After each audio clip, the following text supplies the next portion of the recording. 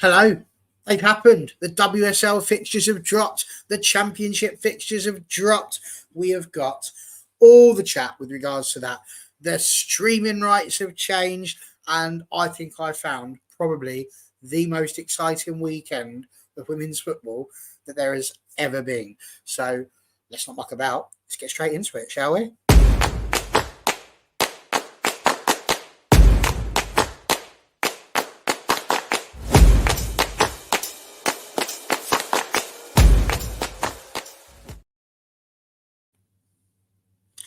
Hello and welcome back to another All for Women's Football. And as you can see, it's a slightly different look for the panel this week. As ever, Laura is with us, which is great to see. But we've drafted in a couple of others.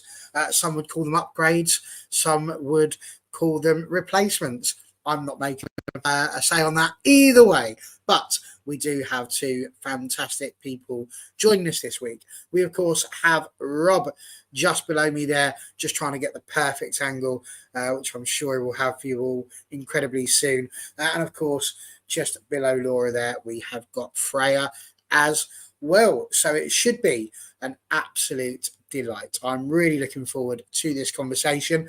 And I'm just going to kick straight off with the fixtures. So, Laura, are there any that stick out specifically for you, and how are you feeling about the drop of the inevitable games? Well, my first introduction to the fixtures was, of course, like the kind of notifications you get on your phone. I got my Sky Sports notification, my BBC notification, and all of them were screaming Arsenal versus Man City opening weekend at me, which, as an Arsenal fan, I think initially it just scared me a little bit. I don't think Arsenal had the strongest season ever last season, and I think City's recruitment this summer has looked scarily good in terms of their starting forwards now. You've got City, you've got Viv, you've got Bunny Shaw in attack. I think we all know the kind of quality that they're going to have. So first of all, it kind of just scared me a little bit, and that was obviously the fixture that stood out, and I think probably stands out to everyone when they're reading the headlines, because it is the headline fixture.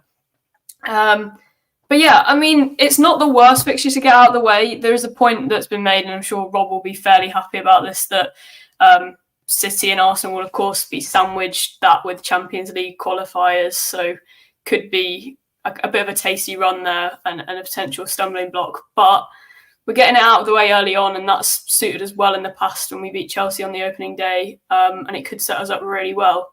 So I think it'll be a very nervy day as an Arsenal fan, because the men's team also play City on the same day. But I'm excited. And of course, I'm sure we'll get into maybe some of the debates across the rest of the fixtures, but I guess that's the one that stood out to me most. Yes, I'm sure there will be a few to mention there. It's a massive opening weekend. We know that, but we are going to talk about that in our next round of questions. But Rob, for you, is there anything in particular that sort of stood out? And, you know, you're a fairly well-known journalist who works incredibly hard at his trade.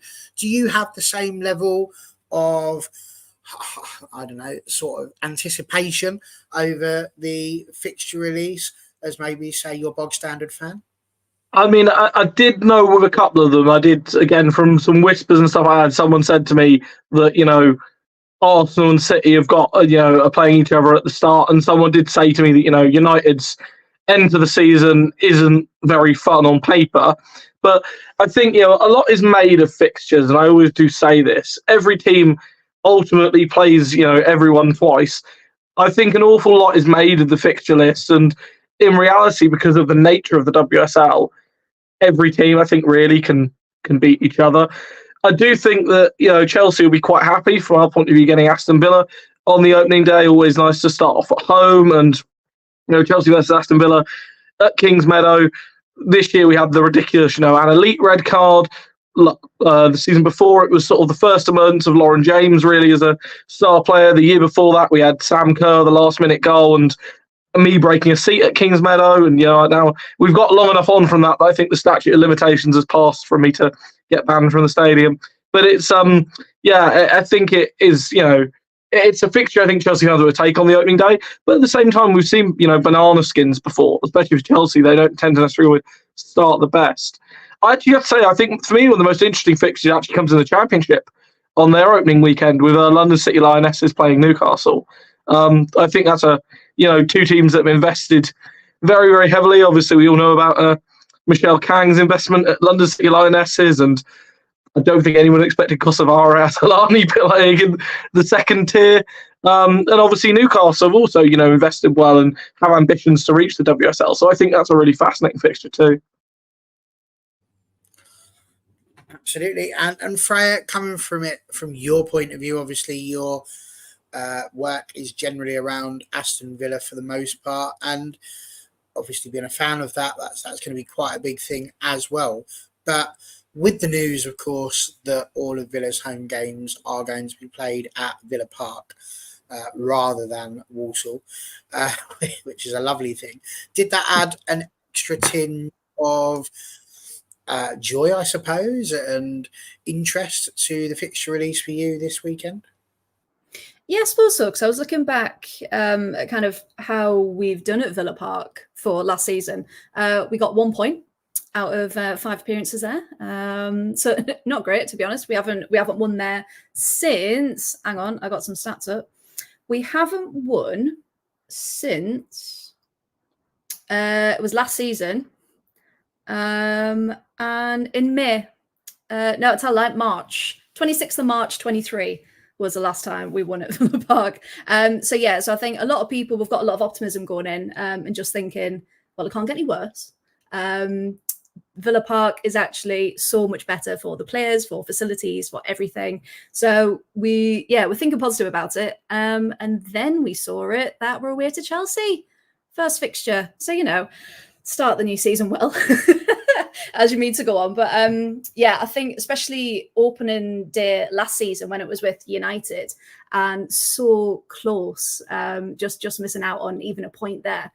And I genuinely think once Chelsea's out the way, we've got a couple of quite nice fixtures. So if we can start off more positively, then just positive thoughts for Villa Park this season.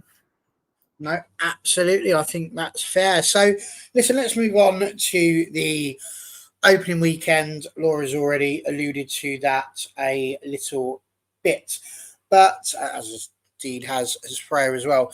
But we've got to ask you this, Laura. Obviously, the opportunity this season maybe for a record crowd at the Emirates. This question is, I suppose, the big one. It's the one that's thrown everybody that immediately. It's a brilliant way of putting it, the Miedemar derby. But the fact, of course, that everybody that was an Arsenal fan was obviously crying into their cornflakes naturally because it was the last time they were going to see Viv Miedemar. Before you know it, she's back at Arsenal in the opening fixture. Anton reckons Arsenal got no chance for that player in that opening fixture. What does that fixture mean, do you think, to Arsenal fans? Obviously, Miedemar is going to get a fantastic reception coming back. She's a very well-loved figure at Arsenal. But it's still one of those that's going to cause a little bit of consternation, I think, between the two fans. So what's your thoughts of that for an opening weekend game? Yeah, as I said, I think to the answer to the anxious question, of course, because it's a big game. And I think you're anxious before any first day because you're kind of seeing what has your team done over summer, how are you going to turn out? And you look at last season's opening game when we lost 1-0 to Liverpool at the Emirates. So you've always got that anxiety of what have we developed over summer? Are we going to be the team that we are? Are we going to hit the ground running? But I don't think that's an interesting one. I don't know, Joe. Interesting because I'd assumed she wouldn't have got a bad reception because I feel like maybe the crowd don't see her as kind of her decision. But I guess that will be an interesting moment as well, given she did go to City, I guess. But I really hope we don't get another viral moment.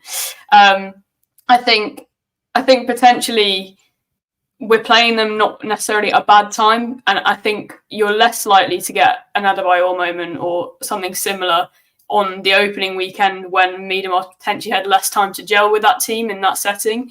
Obviously, they've got pre-season. I'm sure they'll do that very professionally, and maybe she will. And she's very, very capable of hitting the ground running as a player. But if you're going to mitigate that in any way, you don't want to let her get her in a flow. And we know how she plays. I think that's the advantage that Arsenal do have. And yeah, there's a lot of problems that City need to solve in terms of how is everyone going to fit together. And I think that will take some working out.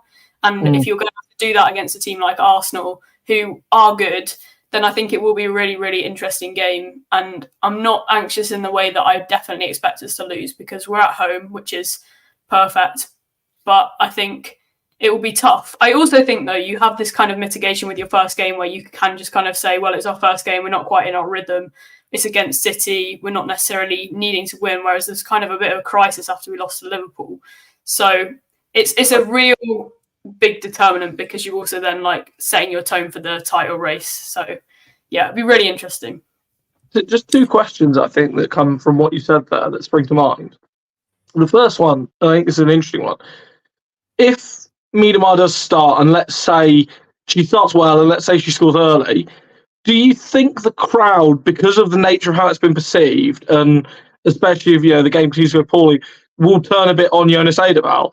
Because they're like, I've from a pure neutral point of view, and I have no horse in this race. I think Miedemar is a phenomenal player, but I also can understand why Arsenal thought this was the time to sort of move past the Viv Miedemar era. There's a lot of feeling, certainly in terms of the fan base, that it was very much a Jonas-driven decision.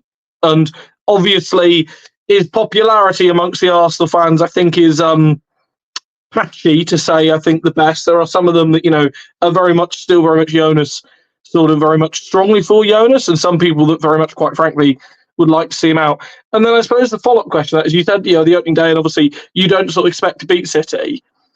Do you not think that's a bit of a sort of dangerous sort of stance to sort of take, given how little, the likes of City and Chelsea? Obviously, I'm going to go through it and say I don't think any team is going to go through the WSL unbeaten next season. I'm quite confident in that, because there's so many fixtures, there's so much potential for banana skins and, results that people don't expect to see. But I do still think teams can get away with losing one or two games. But I think when they lose the games, they don't want to be losing the games that are against the title rivals, because effectively that doesn't just put you 3 points behind, it sort of puts you 6 points behind, because you've lost a chance to make up on them. Yeah, I agree. I think I probably said that wrong in terms of I don't think we'll lose to City, and I'm not happy with losing to City. I guess it's the optics of losing to City don't look as bad as necessarily losing to someone lower that would be traditionally lower down the table early on in the season. I mean, I can agree on that, because I remember, again, as a Chelsea fan, I lived through the meltdown a few weeks ago, 3 weeks before the end of the season, when we lost 4-3 to Liverpool, and that was when it was known Liverpool were a good side. And, that meltdown was as if the sky was falling. And to be honest, for a few days it probably was. But I think, certainly, I do think that, there's going to be a tight race in the WSL, but I do think the concern for me is that a couple of teams end up so far ahead early on that you sort of end up the case of, a two-way title race, and then everyone else scrapping in behind them. Yeah, I mean, we did the double over City last season, right? So I guess... believe me, I'm well aware of that. I am well aware of that. I've just got to drop it in there. So I guess it's like, we still finished behind them. So it's not like the end of the world, but at the same time, like you said, we're capable of doing that. We want to go and do that. And then you put the pressure on early. And that's obviously the best outcome there. So, yeah, I do think we have a very, very good chance if we turn up as the Arsenal that we turned up in the big games last season. Indeed. Listen, I wanted to just push away slightly from the Arsenal City one, because obviously there are 5 other fixtures that are going to be happening that weekend. We know as well that Brighton and Hove Albion will be facing Everton. We know that Liverpool are going to play Leicester City. We know that Man United are at home to West Ham. And we know that Chelsea will play Villa, with Spurs playing Crystal Palace. Now, it was interesting, Freya, that obviously the Arsenal City game was always going to be prime pickings for the TV stations. Chelsea, of course, got the second situation, I think, there. I'm very intrigued about the Spurs Crystal Palace match. This is one that I would have liked to have seen as a televised one. Palace being promoted for the first time into the WSL. I think this is massive for us as fans to have the ability to see how this new team's going to get on. Are you a little bit miffed that that one hasn't yet been announced as a surefire TV game? It's hard, isn't it? Because when they do the TV fixtures, it's generally for the big four, because the thing to get the audiences. And at the minute, if you said to most people who don't really watch women's football, "Oh, Spurs Crystal Palace is going to be on," they'll be like, "All right." And there's still quite an air of indifference for the masses, but for the people who really want it, that's going to be a cracking match. And I really wish sometimes they'd throw not a spanner in the works, but like throw a different fixture in, because like last season when the Liverpool Everton derby game wasn't televised, and you just think these big moments should be available to watch. So yeah, it'd be hopefully with the new streaming service that we're going to talk about, if they can actually pull in the crowds that we know they can get, and hopefully tell the big bosses so they can switch around a bit. No, absolutely. That would be very interesting. And Jess, you make a great question here. Let me see if I can get this one right, because I did do some research. Is it Sutton? Going to play at Sutton, I believe, Sutton United, and in the VBS Community Stadium, which I think is also known as Gamblers Green, if you want to not be subscribing to the subscription model of naming your grounds. So that's the answer to that question. Yes, I heard that Palace are playing quite a few games at Selhurst Park. You would hope they do that. That would be a sensible thing to do. And you are right, Jess, that Elise Hughes, who absolutely rocked the championship last season, did injure her ACL against Lewis, I do believe. So that did not go too well for her. But hopefully Palace will manage to get through that.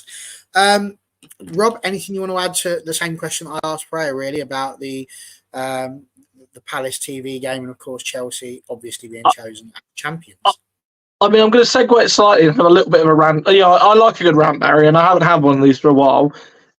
Fixture times and some of the ridiculous suggestions that I've seen for this. They've got this new slot, I think it is, on Sky this year that's 8 p.m. on a Saturday. And I've heard that some of the WSL games are going to get put there.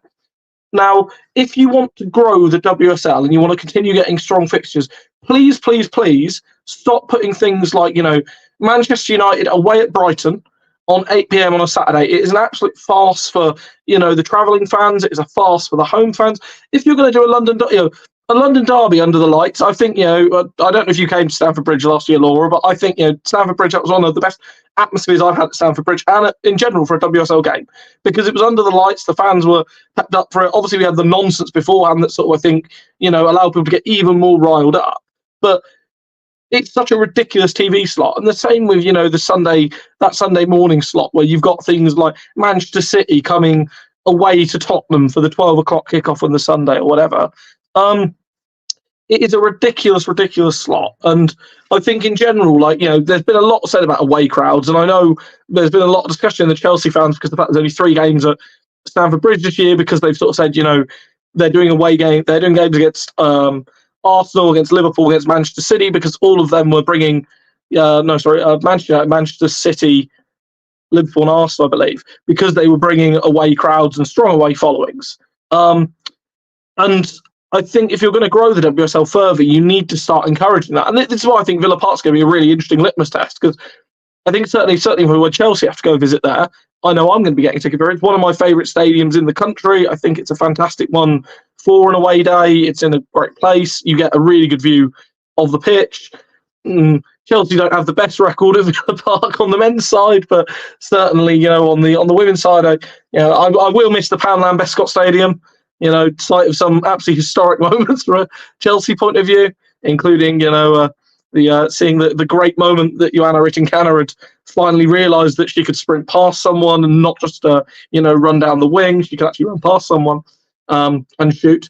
But I think in terms of the WSL, I really want to see these games at times where they're going to be it's going to encourage away followings. And I think clubs need to do more to encourage away followings, because ultimately, I think the best games are the ones where you've got a really good crowd in and you've got good responses from both sides. And that isn't me saying, that teams should start having situations where if they have an away end, fans start buying tickets in the home end because they want to go and see X. Don't do that. Get in early enough to get an away ticket, and don't then start, trying to change things about, because I think that's silly as well, and that just dilutes the home fans. It causes trouble. And yeah, I think you need to have proper rivalry in the game, but it also needs to just be not being stupid. And yeah, it does come down to broadcasting deals, but there is the point coming out, I think, from the Karen Carney review about potentially doing the Saturday 3:00. So how do you feel about them? I think that's an interesting one, the Saturday 3:00. I mean, people said to me, it's going to stop X watching, Premier League sides at 3:00 and things like that. And to be honest, I think for the majority of the WSL sides that are Premier League sides, they kick off at 3:00 about 5 times a season. I can't remember the last time, apart from the final day of the season when Chelsea, everyone kicked off at the same time. I can't remember Chelsea's last Saturday 3:00 game. But I do think you need to be careful to protect it, because ultimately there may be fans, of fans of, say, a WSL women's side that may also be a fan of their local non-league team on a Saturday, or may go along and watch non-league football. And you don't want to ultimately, growing the WSL shouldn't be at the expense of, say, grassroots and non-league men's teams, and also non-league women's teams that potentially are playing at that time as well. Yeah, no, I think it's a fair point to go from. And while we're talking about the schedule of matches, Laura, this goes into my gripe. I'm going to return my page over so I can go through this again. Now, I mentioned this briefly on the other channel just a moment ago, but the opening 5 games is the only time we will have 5 WSL games consecutive weekends as it stands, because of the number of breaks that have been put in. Now, obviously, there is the possibility as we move through the season that some of those could be room for an FA Cup match, that sort of thing. But the simple fact of the matter is that after the first 5 games, we have a 2-week break. We then have 3 games before a 3-week break. We then have 2 games in December before a 1-month break, because the girls just don't play at all, it seems, over Christmas and the New Year, which I think is a real shame, because that's a highlight for me in the men's calendar, where you get the opportunity to watch these games on Boxing Day.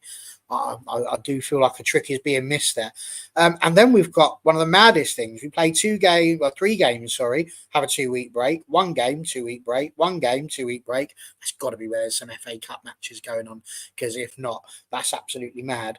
And then 3 games before another 3-week break, and then we finish the season with 4. So if you're still with me after all that, well done. But that is 7 potential breaks. Does the stop-start nature of the WSL bother you at all? Because I know you're going to get it, we hate comparing, but in the Premier League, you will still get some stop-start. But generally, with there being so many of them, there's not often that you get 2 weeks without a Premier League match. The number of breaks you're going to get this season, is that a negative in terms of the fixture release, the fact there's always these big gaps? Yeah, definitely. And I think for consistency, if you're, I think it's been mentioned, but a casual fan, in terms of you're just, the football might be on Sunday, you're not following it consistently with knowing where the international breaks are, or you knowing where the winter break is, for example. Not that I think the winter break is probably a whole other discussion, but if you're kind of just trying to tune in and get to grips with it, and these breaks all of a sudden where you can't see it, it's so frustrating. And I think, like you said, there probably will be a lot where it gets filled up with cups in the WSL in particular. But for the championship, and with them only, I don't know if you're going to come on to this, but with them only having like 11 teams, it's crazy the amount of breaks they have. They won't be in that many cups for that long. So I think that's maybe the core of the issue there, because potentially more so in the WSL, you're going to have teams that are going to stay longer in the Conti Cup. And maybe this is still only applicable to the top half of the WSL, where they're going to be staying in the FA Cup, they're going to be staying in the Conti Cup. And hopefully we see more of a kind of spread of the WSL getting to the ends of those cups. But yeah, it certainly feels like the top teams have a full fixture of football, like kind of season of football, and then that's maybe confined to the top 5 or 6 teams, and the rest are just kind of left with these gaps everywhere, and that must be so hard for momentum, so hard for kind of dealing with that in different ways, and it's really tough. And I just get bored on a weekend when I don't have football to watch. So as a fan perspective, I just want to see more of it. Absolutely, it makes complete sense. And Sand Devil says here, quite rightly, I can understand the international breaks as they're there in the men's calendar too.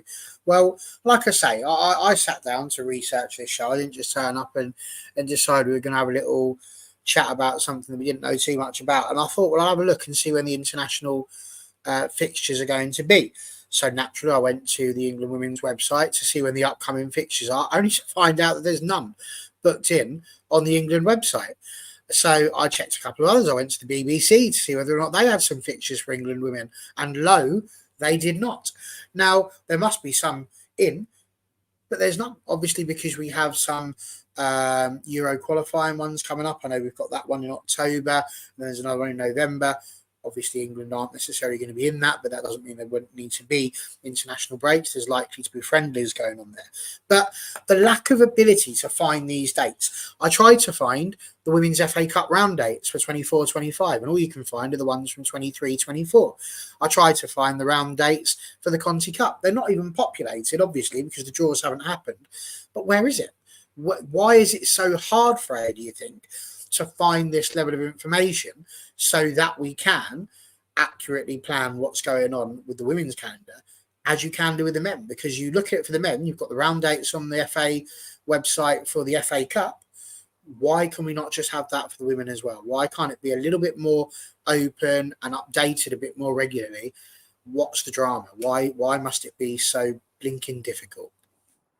It's mad, isn't it? Because, I mean, for my blog as well, just for an example, I was trying to find the actual tiers with all the different clubs in that have been promoted that have, had lateral movement from all the different tiers.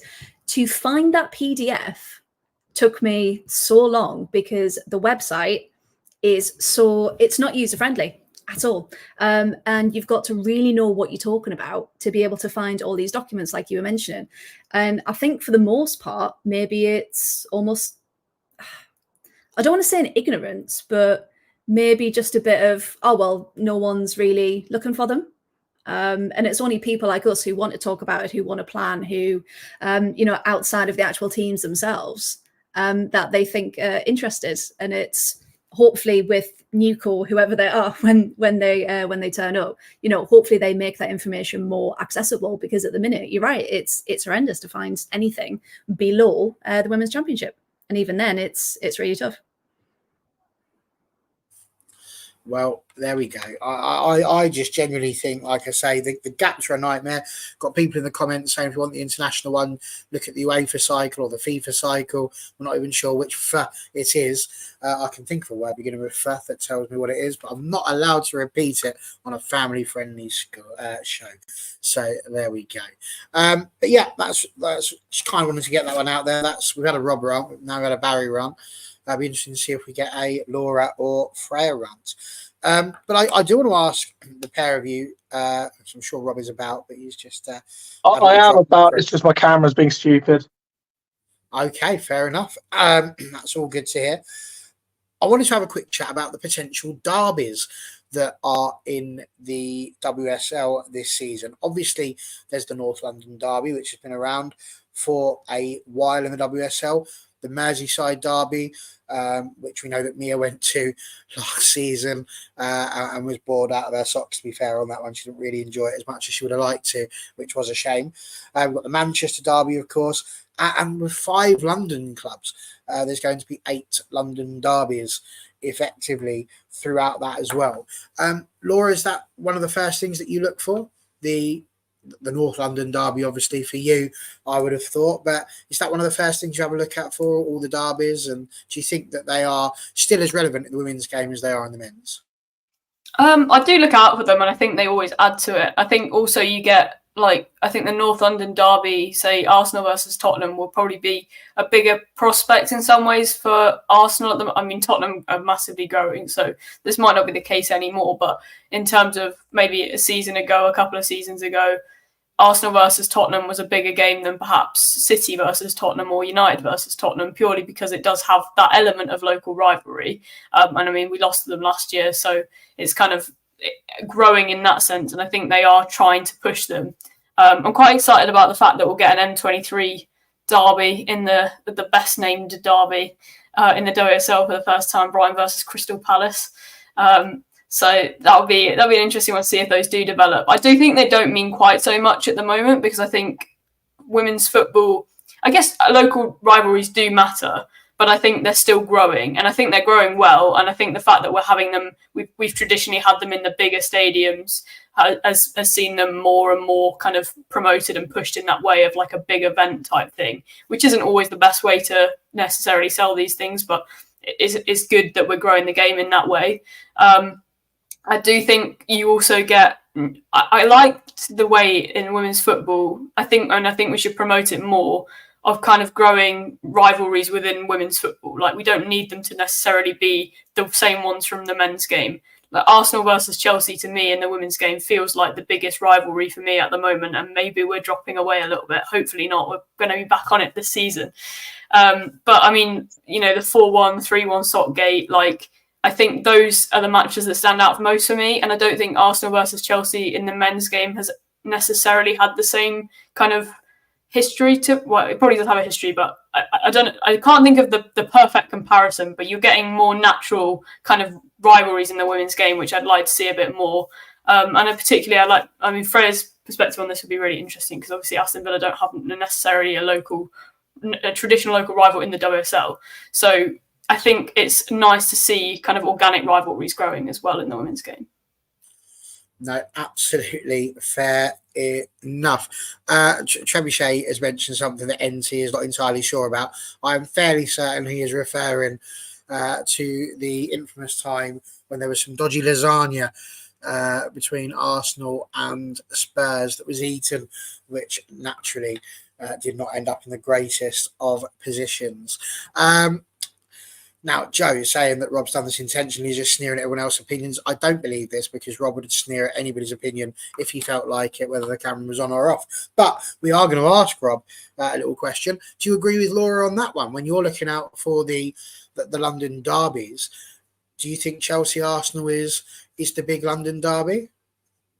Yeah, I'll definitely think London derby. I mean, it's interesting, isn't it? Nowadays, you've got this debate, and I had this fascinating sort of conversation on this the other day, of whether, you're part of, I think, the older WSL purist camp, shall I say, that predate the England winning the Euros, that see it as being Chelsea-Arsenal as being the big game in the WSL, or whether you're part of the post-Euros camp, where I think it's very much people view Chelsea-City as that clash, because of the fact of I think City just have more of a, sort of certainly recently, have been viewed as more of a threat.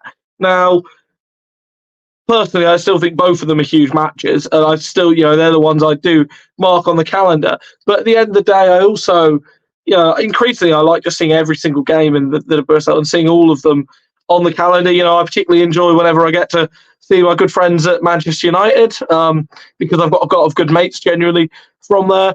I enjoyed Tottenham away. I don't necessarily know if it was just because of Hayes and Idaval, though. I think, there's very much been the case, and I sort of said this, you saw it on the men's side as well, in the noughties, of Arsenal being the sort of old club with the youth project and Arsene Wenger, and being very, statesmanlike, and Jose coming in and being very, in your face, being very physical, win at all cost mentality, and that sort of clash of styles. And I ultimately think that supersedes either Jonas Eidevall or Emma Hayes, to be honest. I think it's more of a club culture sort of thing. But no, I think there's a lot of games to look forward to. Again, I am really looking forward to away at Crystal Palace as the second game of the season. I don't really want it to be at Selhurst Park. I think Selhurst Park is an absolute pain, but I do love Selhurst Park as a stadium. And I think it'd be fascinating to see how they approach playing someone like Chelsea. Again, I remember a few years ago when Chelsea played Leicester at Kings Meadow in, I think, the second game of the season, or the third game of the season. And okay, Chelsea won 2-0, but it was due to the fact Pernilla Harder scored very late on, and then I think Frank Kirby scored in the 90th second minute sort of kill the game off. And they came and gave a really good account of themselves, and for a lot of it did a number on Chelsea. And I think it's sort of good to see teams taking different approaches, and some of them being more willing to sort of attack and play more expansive football like Tottenham, and some of them coming and playing a more direct sort of physical brand of football like Liverpool. Some teams that fall in between the gap. I think Villa's a good example of that. I think they've got some really good technicians on there, but you've also got players like Daly who you can play up into, and she is the sort of player that can hold off defenders. I just think in general the WSL is becoming the league. I don't prescribe to it necessarily being the best league worldwide, because I think that's a stupid debate, but I certainly think it's one of those leagues that you could look at every single fixture and find merits of every single game, which I don't necessarily think you could do in some other leagues. No, I think that's very fair. And Annie Young saying here, the international calendar for the women is on the FIFA website with dates until June 2025, I think, but it takes work to find it. This is my point. It shouldn't take work. When you type in Women's FA Cup, the first thing that comes up is the FA Cup round dates for the men, which are already done. And then, of course, you get last year's dates. So sort it out. Not you personally, Annie. I know it's not your fault.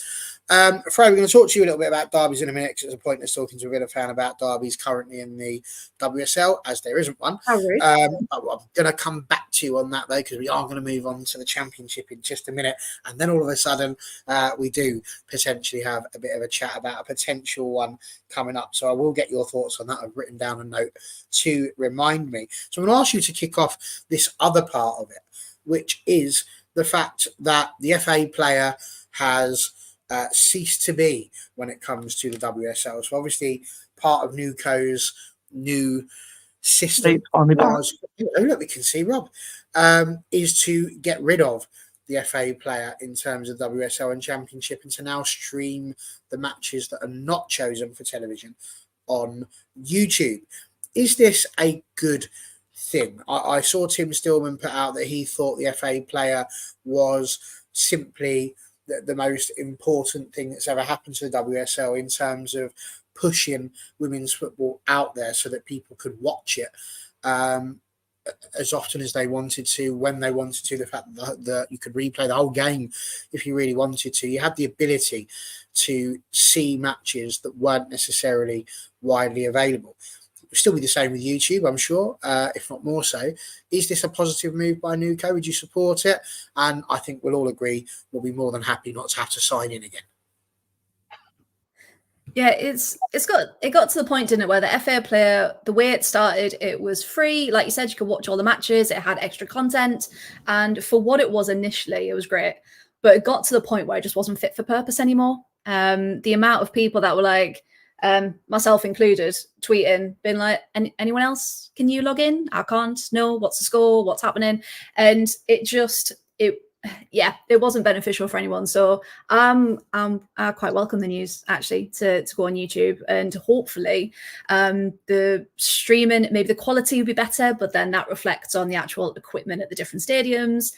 Will the commentary be a bit better? That's probably opening a different can of worms. But yeah, kind of overall, is this an upgrade?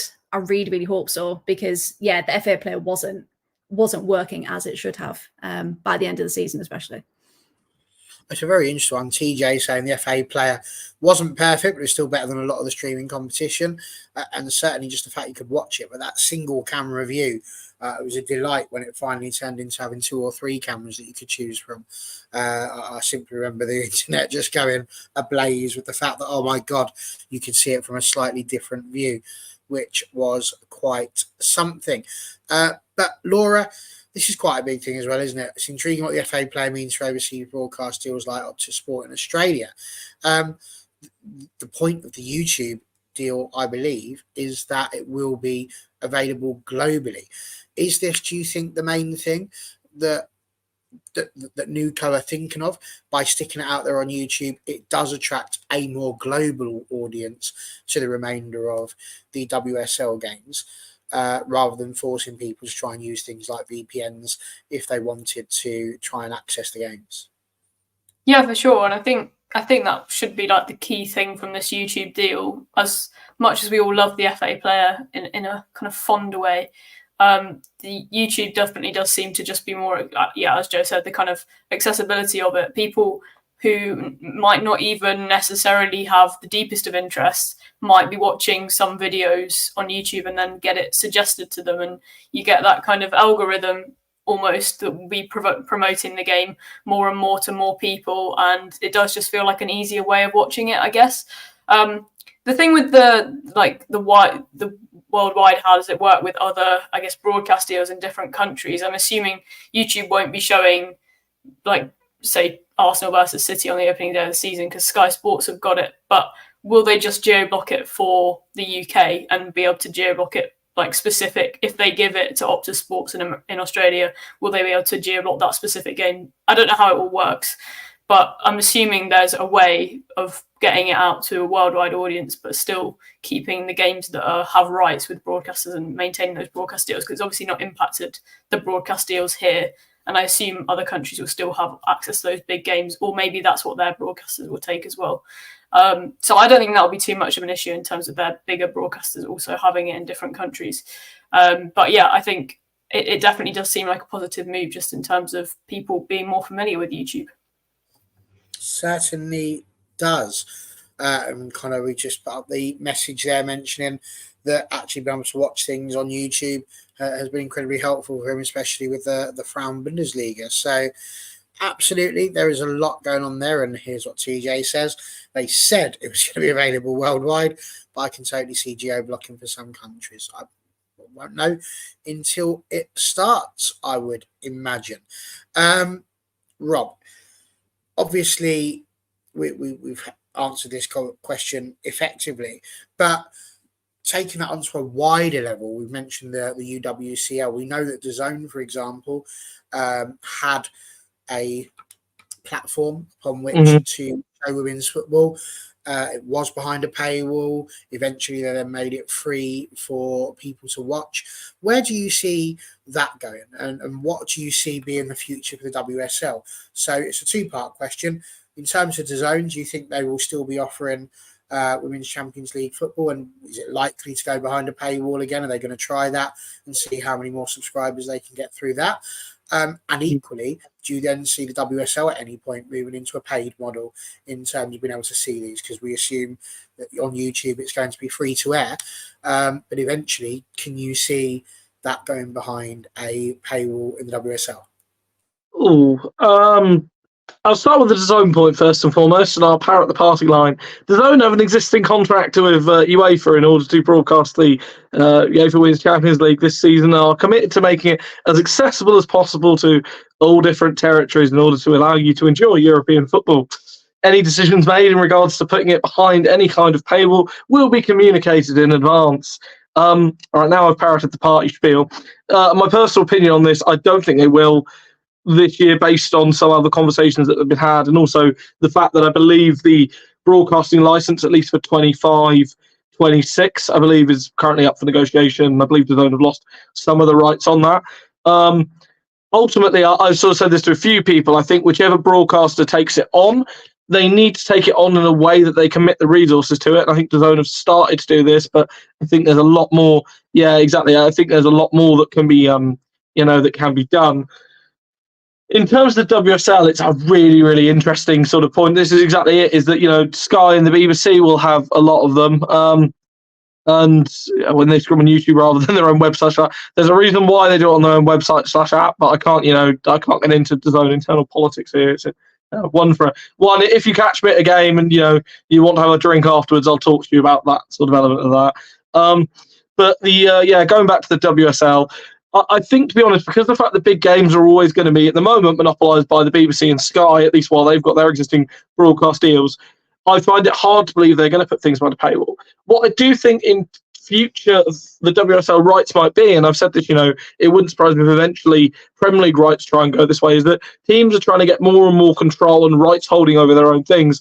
And it wouldn't surprise me if they start trying to carve out individual licenses and teams trying to have licenses to just show their own games, and you start seeing teams look towards packaging that together and packaging own internal TV services for it. However, I think we're at least a few years off of that. And I think that's probably the next big rights debate. Certainly someone has told me one of the big priorities of Nuco, and this will no doubt, will be greeted with some as, by positive and some people from a negative point of view, is it's to grow the game on a global scale rather than in England. And again, being the sort of person that I am, I treat that with a healthy level of scepticism. That was the same way the Premier League started, and it's now become a complete global behemoth that's sort of eating itself nowadays. And to be honest, is at a point now where it itself is ungovernable, and you're getting teams just running rings around Premier League regulations this summer because of how absurdly bloated and archaic the organisation is. And I think Nuco will be keen to avoid that. No, very good. Well done. Excellent party line spiel there. That was superb. Jess, yes, they did. If I'm not mistaken, that was a UWCL qualifying match. I can shed some light on this, actually. I can shed some light on this one. Go for it. DAZN made an offer to cover this game last year, and the rights holders, because of the nature of where the tournament was being held, the rights holders weren't actually held by the UEFA Champions League, but were held by the independent rights broadcasters that had the right to broadcast that stadium. And they put an absurd amount of cost over it. So Arsenal just said, you know what, we'll take our own technology over there and do it for free rather than using your feed. Again, in a similar situation, this summer, I know, for example, DAZN have the rights to some friendlies. And again, I'm not sure if I'm allowed to say which games at this moment in time, but they are some of the high-profile friendlies that are happening this season will be broadcast live on DAZN. But certainly when it comes to the qualifying tournament, it's going to be a bit of a Wild West again. And I know certainly there have been conversations with Arsenal believe they're hosting it, but I do also believe there are rumours that name be about to change. So it's sort of, again, all a bit up in the air. I do have to say that from an organisational standpoint, the Women's Champions League massively needs work. There is a lot of, stuff that's either decided at the last minute or one rule for one, another rule for another. And it, makes a mockery of what should be the elite club competition. For sure, and they can start by getting rid of those stupid Saturday games. But anyway, that's a different question altogether. So yes, Jess was your answer to that. And I only remember because I signed up to watch it. In the hope, well, I can't say why in the hope, that would be incredibly biased. What I can do is to say this. Will the Sky Sports matches be uploaded to the YouTube the next day, like they did to the FA player? I mean, I'm not sure, but I'd be surprised, I think. Can I just say, on this, from my knowledge of Sky, I assume if it's being done as a live stream, it'll automatically go into the live broadcast section. You should be able to watch it immediately after the live broadcast concludes, because you should be able to watch it again as a replay of the stream, but I'm not 100% sure. Interesting. Very interesting indeed. Right, well, that's the WSL bit, but we've got to move into a little bit on the Championship. And don't forget, we've still got the greatest weekend in women's football still to be unveiled, and I'm going to be very intrigued to see if people agree with me or not on that one. But Freya, we'll throw this over to you. There's obviously no Reading. Laura's already alluded to this. There's going to be 11 teams. This is the weirdest league I think I'm going to have seen for some time. Now, it feels very lower league. People know I work within Tier 5 at the moment, and you have these positions in Tier 6, 2 teams went, so you end up with 10 teams rather than the 12 you started with. It's the first time in a while I can think of where one of the top leagues in our domestic season have ended up in this situation where, because one team has had to pull out literally within limbo of 2 seasons, it was too late to bring another club up, and too early really, or too close to the season rather, for us to do anything else. It now means that the opening day of the season will not be the opening day of the season on the 7th of September for Blackburn Rovers. They are, while everybody else is all excited, in effect, it's gone down to the NFL model, whereby every team gets a bye week, which is just going to be incredibly weird. What do you make of it all? Reading dropping out, only 11 teams, bye weeks where, we've spoken about gaps in football, and now you've got these gaps where you might potentially have a week where you're not playing. Was this the best way to deal with this, or was there another way? Could we have found a way to promote or to sub another team in to try and preserve the integrity of that competition? Well, that's the thing, like you were saying, isn't it? How a team is going to be expected to have that fluidity and to build that momentum if there's more, staggering of these matches. Because I was looking at what's her name again? Becky Sleeky, who plays for Durham. And she was like, you know what, unless you actually follow the championship, you don't realise how little games that we actually play. So to keep that spirit, that mentality coming together is going to be really, really hard for them. We thought for a while that maybe Lewis could have come back in because obviously out of them and Watford, they did get the most points. So would it have made sense for them to maybe come back up? But then would that have been fair? So yeah, I'm really surprised that it is 11 because it just makes it awkward for everyone. But I don't know. I mean, I don't know what anyone else thinks, but I don't know if there was a fair way to then do it unless it was like another round of like playoffs or making it more complicated. But yeah, I genuinely don't know what the fairest way would have been. I did wonder if the two losers, if we'd have had the playoffs from before, we could have had the two losers of like a playoff game doing that. But obviously we couldn't do it. Maybe it was a case of having the two second place teams playing off in a special match. But then how do you do that? That's right in the middle of the season. So it's a horrific one for sure. But Emma, this was the same for me. I was looking through all of the fixtures and there was just one point where I looked at the week and went, hang on, there's only 5 games there. What's going on? And then I looked at every week and realised, no, there's 5 games every week. And that's because of mouth, obviously. There can only be one team can't play themselves. That just wouldn't work. So it was a real strange. Obviously, Trebuchet being from across the pond is very used to bye week, so not fussed as a viewer, but it's going to be very weird. And Laura kind of picks up on my next point of this, really. It's almost as if he's looked at the script. It's Portsmouth who will miss out on the last day. So the final day of the season, which is, again, Rob alluded to it earlier, is when every team plays and kicks off at exactly the same time because it's supposed to be a level playing field. Nobody's supposed to know what's happening. Portsmouth, I mean, I know they've only just been promoted, but they could be sitting there top of the league and potentially lose it with nothing they could do about it because obviously they're going to be missing out that final week, which again feels very lower league when you consider there's been times Stevenage have finished their season and then Luton still had 3 or 4 games still to play. So you're sat there waiting to watch these people play their games and see how the league finishes. That's going to be a very weird final day, isn't it?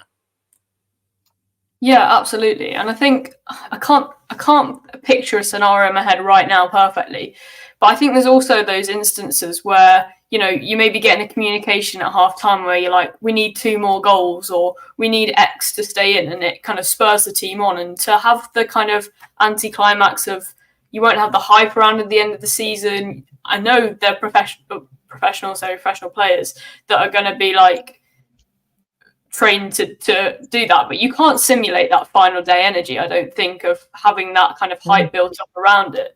And so it feels like for Portsmouth that's really tough, and in a team that potentially, if it's kind of followed the kind of yo-yo kind of vibes around that league, they could be in a position where they're fighting off relegation and they need the points or they need someone else to lose, and that's just so tough to kind of just be sat there sitting and watch it. I guess the only bonus is that you potentially get those scenes where I think you get them where clubs are kind of sat around, usually men's game when it's a lower league club waiting for a replay to see which team they're going to get in the next round, and they all cheer. And you might get that in the Portsmouth game where the team will come together to watch that final game, and they're quite good imagery. But absolutely, if you can get everyone playing, you absolutely want that because that's far better. Can I throw another real can of worms into this equation? Let's say on the final day of the season, Portsmouth aren't playing. The team that are directly below them need only a point to survive, and they're playing against the team that are top of the league and only need a point to win the league. Both teams are completely content with playing out again. Yeah, I don't know. Yeah, Barry, I know you're not a day over 21, but a long, long time ago, there was a game between West Germany and Austria where, if you ever see the clip of it, the two teams needed a draw, and Kel surprise it ended in a draw. And I think if something like that happened, you'd have huge scandals, because ultimately it isn't just one game. Then it's potentially an entire season's worth of work, but it also massively affects the budget you have for the next year, the fiscal. And I appreciate it's an extreme example, but it's the sort of thing that could happen. Because you take, the opposite of that as you look at the drama. And again, sorry, I'm going to go into the men's football for a moment, but I can distinctly remember coming home from a scout camp and Manchester United had won their game and Manchester City were losing. And then Joey Barton got sent off. That man is everywhere when I don't want him to be. And of course, we had the Aguero moment, but that all happened within the same 2-hour block. That wouldn't have had necessarily, it would have had an impact, of course. But if City knew they just had to win the game and that game from United's already been played, it just doesn't have the same level of fairness almost, because you don't have the ability to react. The crowd sitting there going, oh, hang on a second, there's been a goal over here. I do. I think that will take away from it slightly. But Freya, I am going to throw back very quickly to you as well, because we wanted to talk to you about the derby point of view. I assume that this season as a Villa fan, you're going to be supporting Birmingham in the Championship in the hope that you can have them up in the WSL for a little bit of a Midlands derby. No, but yeah, no, that'd be good. No, so my northeast roots, I'm more concerned with the time we were in River Wear derbies. Now Newcastle are now in the Championship, so I think it's going to be a cracking season for derbies. So yeah, I think I do want Birmingham City to do well, just not better than Sunderland. So it's we're at Villa, we're quite content with Leicester being the local derby. That's fine. We just watch all of the London drama and the Manchester drama and just, as a neutral. Fair enough. It's time. I think it's absolutely time to unveil what I think is going to be the greatest weekend in English women's football. And it is the 12th and the 13th of October. That weekend is going to be unreal, because we talk about derbies in the Championship. Southampton will be playing Portsmouth on that day. Sunderland will be playing Newcastle on that day.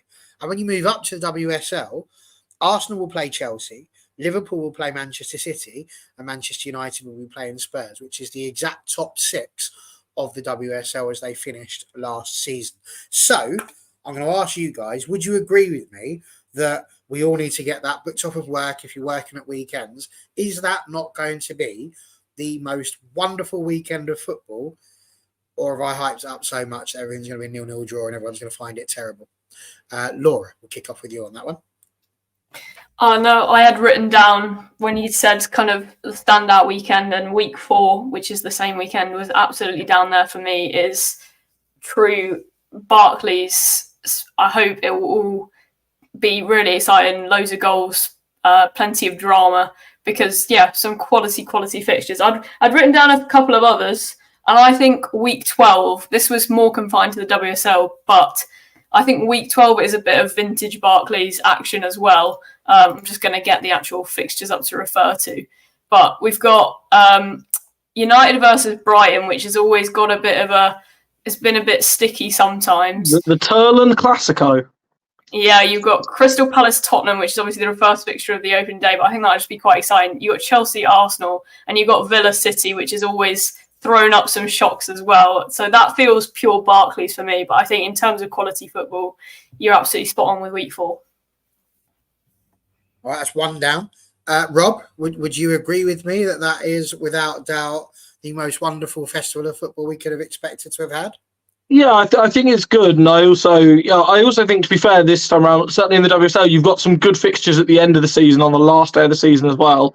I think, Arsenal have to go away to Manchester United, or are they hosting? Arsenal will be at home. It's Arsenal, Man United, Chelsea, Liverpool, and City against Crystal Palace. So again, you've got 5 of the and again, the thing is with that, you've also got the jeopardy of, let's say, Palace on the final day of the season, they need the result to stay up. City need it for, whatever's in their destiny.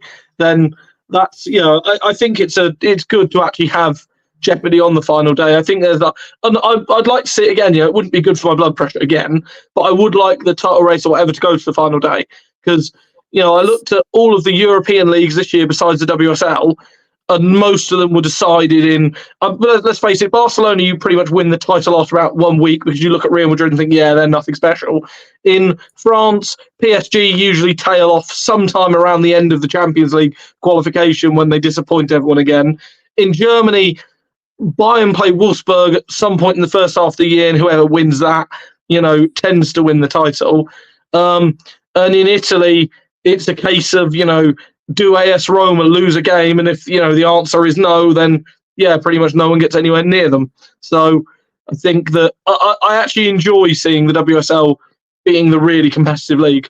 I think it's a good thing for the league, and I think it increases the interest in it. Absolutely. And if it does go down to the last day of the season, that 100% is going to be a weekend to look out for as well. Freya, are you going to make it 3 out of 3? Do you agree with me that is, without a shadow of a doubt, going to be a jubilee of women's football? I do agree. All the derbies, all the drama, I'm here for it. And hopefully it does go down to the final day again, because it was brilliant. Everyone's kind of sitting in the stadium with their phones being like, right, what's happening in the other one? So I'm all for that. Absolutely.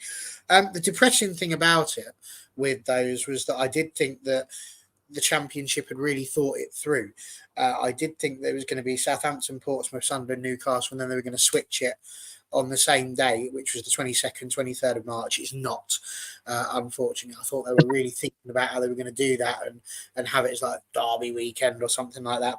But no. And there is only one London derby, of course, in the Championship this season, which is a shame in some respects, I have to say. Can I just make one quick point in terms of the Championship? I did notice something ridiculous. I can't remember which team it is, but due to the way the fixtures fall, and obviously at the moment there's still the FA Cup and the Conti Cup stuff to be added in, but there's some ludicrous situation where one of them plays, I think, at the end of January, and then doesn't play again until the second week of March due to the international breaks and due to the Conti Cup final and all of that jazz being put in and all of this. I can't remember which team it is off my head, but that is some utterly ridiculous scheduling. Absolutely. I feel like somebody else should talk whilst I work out who that is, because I've got the fixtures just here on my iPad. So I will ask one other question, which I'm going to throw to you, Freya, because it came out today. Carla Ward, sorry to mention that, is off to the US national team with Emma Hayes. Lots of people talking about that being a big opportunity for her. What do you make of that move? Yeah, absolutely. I think because she's just left the Olympics, isn't she? Helping out with the backroom staff. And I think it's analysis and performance. And you just think, what an incredible opportunity to do that with the US women's national team. And she said, she wanted the break, but she wanted to use the break to be able to do lots of different things, learn from different countries, different styles. And that's exactly what she's doing. So, yeah, we're really happy for her. And it'll be a phenomenal time for her. I didn't realise I was still off mute in that. Laura, because I didn't say anything there. Laura, would you go along with that? Do you think this is a massive opportunity for her? Do you think this is worth leaving a club like Aston Villa for? Yeah, I mean, I think it's a great opportunity. I don't think it's necessarily the reason she left. I think she left for kind of like personal reasons, in terms of she was commuting from Sheffield to Birmingham every day as a single parent and wanting to spend more time with a child, which is completely understandable. And so I think this is a brilliant opportunity to kind of fill that time. And I've kind of listened to it was the Counter Press podcast, right, where she did the interview and kind of said she wanted to extend and kind of grow as a manager over the next year, travel around, and sounds really cool. She's working with one of her best mates in Emma Hayes. And who wouldn't turn down the opportunity to work at Olympics, work under Emma Hayes, work with the US women's national team and get that on the CV? It sounds like the dream, to be honest. I've got to be honest, Rob, I can't find it. I'm trying very hard, but I'm also I remember seeing it somewhere, so I will send it over if I do when I do find it again, because someone messaged it to me earlier. Oh, no, that I will tweet it out. That's what I'll do on the All for Wofo underneath, and in case you missed it, should you wish to see that. Rob, finish us off. Carla Ward, do you think that is a good move for her? Yeah, I mean, personally, I think, I sort of said this at the time, I think the reason why she left was something that people need to be more receptive of and understanding, that, you know, being a full-time manager is a very full-blooded and heavy thing. And I think especially on the women's side of the game, it doesn't get quite as much of acknowledgement for female managers, exactly how much they're expected to give up and what they're sort of meant to do from a physical point of view, but also from a mental position in this, because they've got to deal with everything that the male manager have to deal with, plus also that extra level of skepticism because they happen to be a woman, which is utterly absurd. You know, I want to make that very, very clear. But I think, you know, from Carla Ward's point of view, you wouldn't turn down the opportunity to go and work with one of, if not the best English manager of her generation. You wouldn't turn down the opportunity to go work with one of the best national teams in the world. I think it improves her analytics levels, which is something I know that she was very, very strong with at Villa and something she was very, very keen on doing. And to be honest, I think, you know, ultimately her stock has not dropped at all from her time at Aston Villa. I think, you know, you'll look at someone in a year's time, maybe a bit of time out the game, learning a little bit, looking at different cultures. She's going to come back and, you know, when jobs become available, she's going to be high up the list and she's going to have a chance to pick and choose, you know, the sort of role that she wants. No, absolutely. Very, very fair. And Annie, do you know what? Yes, you're probably right. I was lucky. I caught it on Twitter early on. I had the joys with it being the school holidays. I was not at work, so I had the ability to actually see them as they came up. And so I was able to quickly screenshot when they were put out. But yeah, again, it can be really difficult to find these things. I'm going to go with a quick fire question for you based on absolutely nothing whatsoever, really. But who's winning the WSL as it stands and the championship based on everything you've seen so far? Looking at the running, all that's going on, who do you think it's going to be? Laura, you're a regular, I'm afraid, so we're going to go to you first. I can see you scratching your head there. Very intrigued to see what you reckon. So what do we got? Who's winning WSL? Who's winning the championship? Go. I'm so deeply unprepared for this question. I think my heart's saying Arsenal. My head is very confused between Chelsea and City because my head never says Arsenal because it will hurt too much. Because initially it was City, but I do think they're going to have to work out this, and I think Chelsea still look really strong. I'm going to go City to mix it up because I want a different champion, I'm afraid, Rob. And then championship. It's really interesting. I think it'd be so interesting to see kind of how London City Lionesses do, how Newcastle impact the league. I think it's a really, really, really tough one to call. That is tough. I think I'm trying to. Sunderland and Charlton were up there as well last season. So yeah, Charlton was second, Sunderland third, Southampton fourth. Yeah, and then second was Charlton. So, blimey, there's so many that could win that league, and I think it's so hard to call. I'll go Sunderland because I think Sunderland Newcastle fans are having their heads in their hands. Rob, what about you? Well, you know, famously, I never predict Chelsea to win the league. I've done this every single year I've come on here because genuinely next year I don't think they will. I think City, they've got the time. I think they've got the players that are in form and peaking, and I think Chelsea's eyes will be on a different prize next season. I think they'll be more interested in another strong Champions League run and having those final building blocks. And again, if they do bring in one or two of the final signings that I've heard mooted, they are names that, you know, are the sort of players that make you think, wow, you know, the squad gets stronger and stronger. It is then up there with the Barcelona Leon squad. So I think City for the WSL. As for the championship, it could be, as Laura said, it could be anyone. Annoyingly, I do think London City Lionesses will end up doing it, but I would like it purely from the fact that I don't necessarily think it's good to see a team just bankroll their way to a title. I'd like to see Southampton do it after they played a great brand of football last year. Were really, really easy on the eye. Bristol, that's an interesting one as well. I think Bristol, it'll be interesting to see how much they've lost a lot of players. A lot of key players have sort of gone, and obviously they've lost key defenders like Brooke Aspin, who's obviously come back to Chelsea. But obviously teams that go down do tend to sometimes yo-yo back up. So I'm still going to stick with London City Lionesses, though I have a feeling they might just steamroll it annoyingly. Fair enough. And Freya, same question to you. Yeah, I'm going to go City for the WSL. I predicted them last season and they nearly got it, so I'm going to go for them again. I've got faith. City for WSL. My heart is saying Sunderland for the Championship. However, Remy Allen's just took over at Southampton, hasn't she? And she's phenomenal. So the Championship last season was brilliant because you just didn't know who was going to win it. Southampton, massive one again. Charlton, but yeah, stick with Sunderland. With my heart, yeah. People in the chat, Kieran saying Birmingham for a Freya derby. If they don't tail off to the second half of the season, they could do it. I was like, no, not Brum. So interesting enough. I think I agree with you. I think I might lean towards City, which could potentially get me told off. Although anyone who was watching the previous show will know that I have tipped Manchester United to finish in the top 3 this season. So watch this space on that one.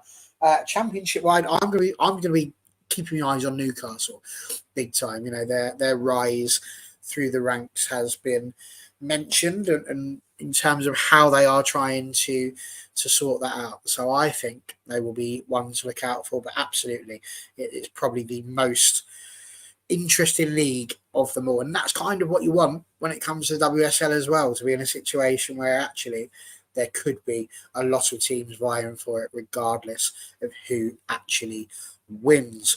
Uncle Montana going for a quintuple this year. The WSL, FA Cup, Conti Cup, Attendance door.